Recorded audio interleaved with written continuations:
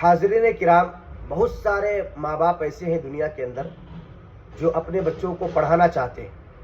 وہ چاہتے ہیں کہ کچھ بن جائے بچہ، کچھ پڑھ کر کے کچھ حاصل کر لے، لیکن بچے ہیں کہ وہ پڑھنا نہیں چاہتے یا ان کا دل نہیں لگتا.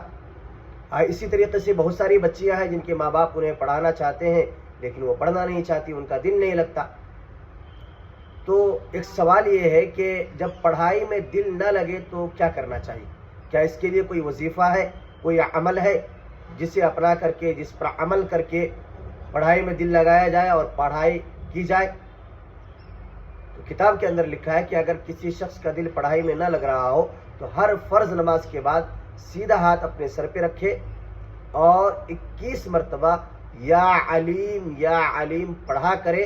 انشاءاللہ اس کی برکت سے آپ کو پڑھائی میں دل لگنے لگے گا. اللہ تبارک و تعالی آپ تمام احباب کو علم نافع عطا فرمائے.